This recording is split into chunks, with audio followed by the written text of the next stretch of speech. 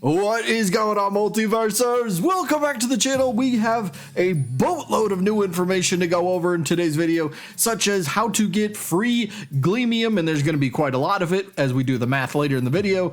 There's going to be character perks, and we got, information on some of those and how they work. And then we even have a new interview with Tony Wynn to go over, so let's not waste any time. Let's discuss. So let's start off with good old Banana Guard.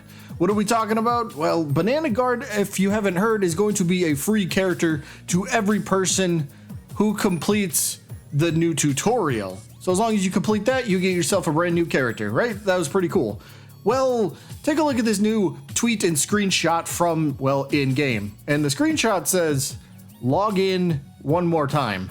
It almost seems like somebody's kind of like, I dare you to do it. See what happens. Come on, try it. See what happens if you log in another day.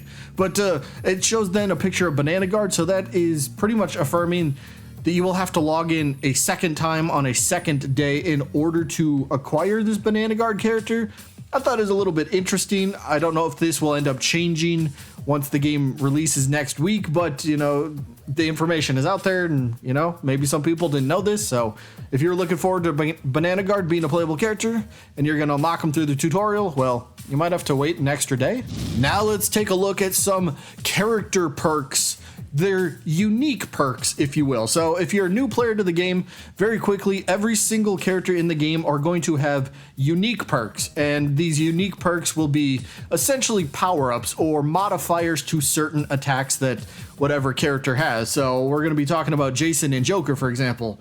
So for Jason, we have two of his perk descriptions and even like the icons. But the first perk is called Monstrous Sidestep, which is going to have him teleport behind an enemy character. So we do know that Jason does have a teleport move from his moveset video from yesterday, which is cool, but that just kind of appeared to have him teleport somewhere randomly.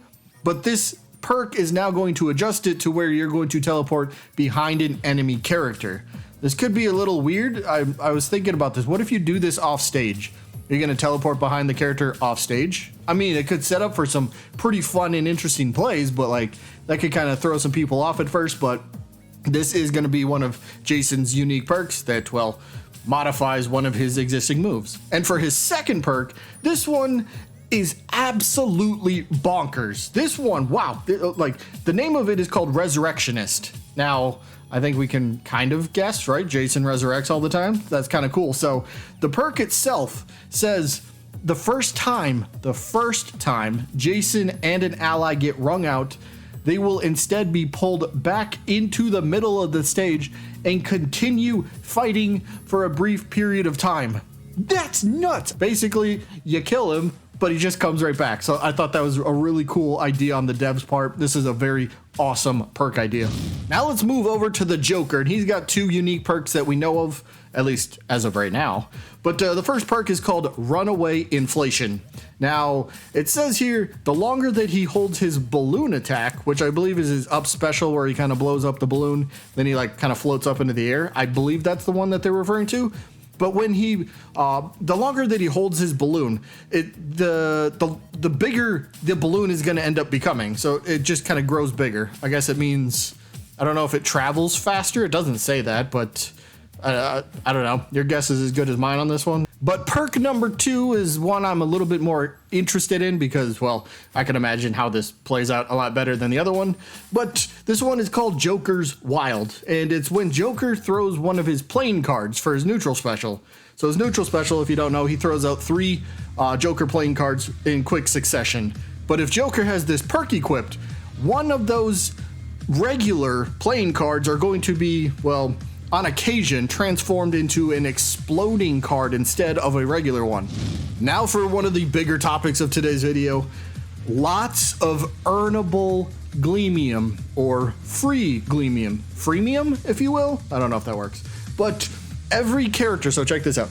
Every character is going to have a mastery track, and the very last track in the character mastery track is going to reward you with Gleamium. So for new players that don't know what a character mastery track is, think of it like a level up system for a character.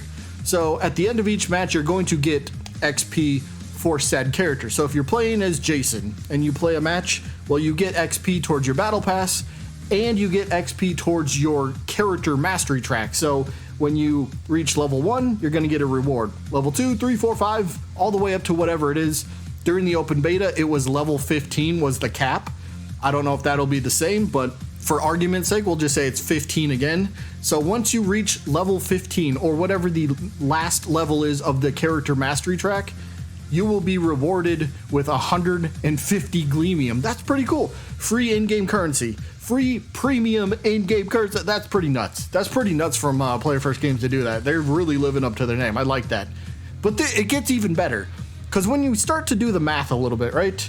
We know that there's going to be 26 characters on the base roster for launch on Tuesday, right?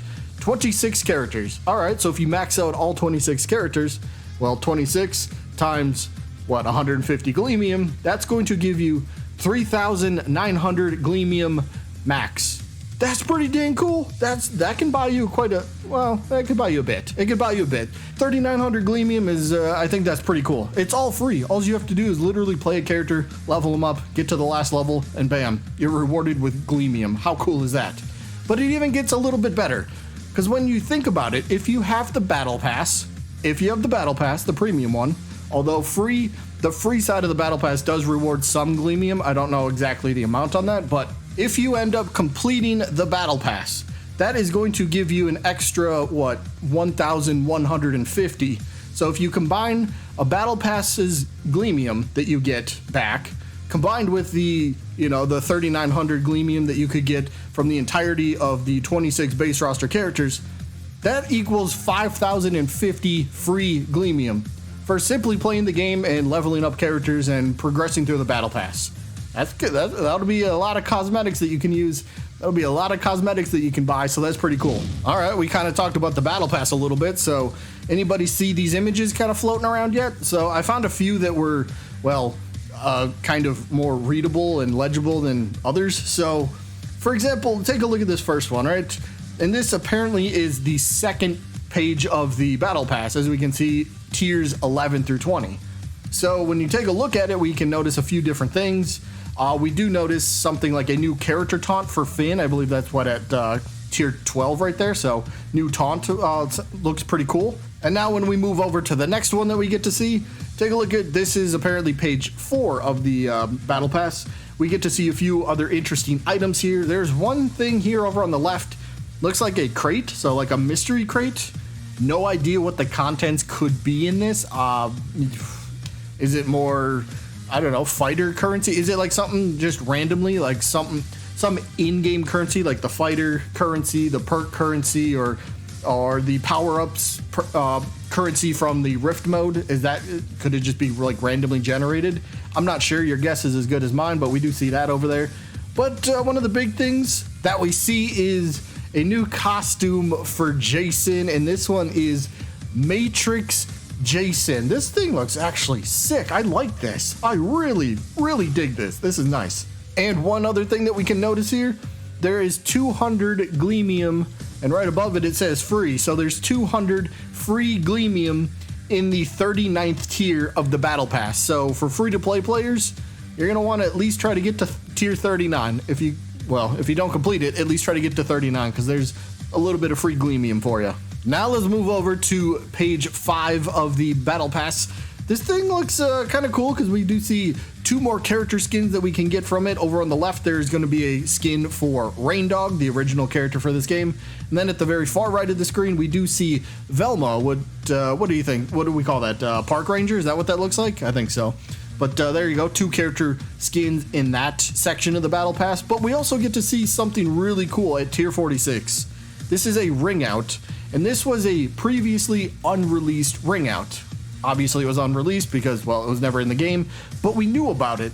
In fact, I covered that in my Unreleased Items Multiversus mini-series. I did like 3 videos in total of unreleased items. I'll leave a link in the description if anybody wants to check it out. So there's a lot Multiverses revealed to us, but never actually gave to us. But it looks like they're starting to do that. So, link in the description if you want to check those videos out. And page number 7, I think this would be, because, tier 70 at the very end there. But this final stretch of the Battle Pass, presumably tier 70 is the last tier in the Battle Pass, so Okay, it was more than what the open beta had. Open beta only had 50 tiers, but we could see 3 different costumes, one for Taz, one for Steven Universe in his tux, which was a heavily requested skin, so that's cool. All the fans of Steven Universe that wanted that, it's in the game now. And then, of course, Jason X, or Uber Jason in tier 70, so that's pretty cool. That's a pretty fitting and well rewarded skin for the last tier of the Battle Pass, if you do ask me.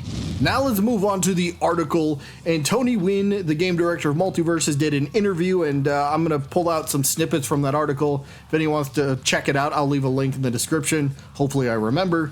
But a few things that caught my attention. The first thing is they were talking about like content cadence, and this is from a quote from Tony. Tony says, "I think that we're going to give things time to breathe."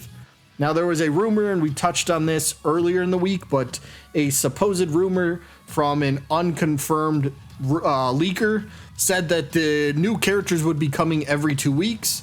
And, well, if they need time for things to breathe this time around, it doesn't sound like a character will be coming every 2 weeks. I don't know. That's just something we'll have to wait and see how that plays out. Snippet number 2 from the article. This one is pretty much talking about how and why they picked certain characters. For example, he mentions the unexpected character additions of Banana Guard and Jason, and basically just wanted to say, hey, we just want to show how we can push the envelope for Multiversus and the roster of the game. So that's pretty cool. One of the oldest sayings for Multiversus from Tony was, anyone and anything is possible, so you just never know who the devs might pick. They do try to go with a lot of heavy fan favorite characters, but once in a while we'll get a character like Banana Guard that just pops up out of nowhere, and it'll be a pleasant surprise. Speaking of Banana Guard, he touched on the guard itself just a little bit more, and Tony kind of says that Banana Guard ended up being a passion project, so that's kind of cool for the dev team. I'm always a big fan of when devs get to express their creativity in, different ways that the fans might not expect. So in this form, it's a character nobody was expecting. And, check out the quote there where Tony says a few members of the team just kind of went off with an idea and said, hey, check this out, and let's do this. And last week during the Banana Guard reveal, I specifically said in that video, that's probably how it started. Somebody came up with an idea and just went, we got this, and then maybe we can do this with it as well. And then it kind of just snowballs from there. I basically called that last week, and now Tony is basically in this interview confirming that. So next little snippet from the interview, he's talking about Velma, but something that caught my attention was, and that I think that really needs to be said, because a lot of people overlook this idea, but it comes down to IP holders. Now, Multiversus is working with Warner Brothers, right? So any Warner Brothers character is possible. However, that doesn't mean anyone can just happen automatically, right? So right there in the middle of the paragraph, Tony says that he pitched a certain version of Velma to the IP holder, and then they said, yeah, let's do it. So what he's kind of mentioning there is he still needs permission from specific people. They might be owned by WB, but he still needs to get the A-OK and the approval for it to happen. It's like, if he had an idea for Velma, the IP holder came back and said, nah, I'm not really digging that. I don't think that's how the character would work at all. Then that idea might end up being scrapped altogether, and we might not see that character ever. So there is a lot of, I don't want to call it negotiation, but there's a lot of communication going on behind the scenes, even if a character is owned by WB. So just because they are, it doesn't mean they're guaranteed by any means, because, well, there's a lot of, conversation that still needs to take place. And the last snippet from the article, we're going to talk about Walter White. Yes, that man. Yes, him, Walter White himself. So in the early days of Multiversus, Walter White was a meme, sort of, hey, it'd be cool if he was a part of the roster. It was a meme, and it kept growing and growing and growing, but it grew so much that it had organic, there we go, I can say the word, but it had like an organic feel and a rise to it. A lot of people really did want this character in the game, but the thing with that is he's not owned by WB, so that's what kind of Tony touched on a little bit, and he does say, Warner is the publisher for Multiversus, so third parties are a bit more difficult. There's legal reasons, and, it takes time to develop relationships with IP holders and all that stuff, so all of that is very true, but the lasting thing that Tony said is he's still personally going to be pushing hard to make Walter White happen. So if things can line up, it is a third-party deal. So, you know, IP holders have to sign off, agreements have to be reached, licenses have to be worked out and all that stuff. But if it does, Tony's at least trying to push for it. So anybody that is a fan of Walter White want to see him in Multiverses, well, you know, it could happen.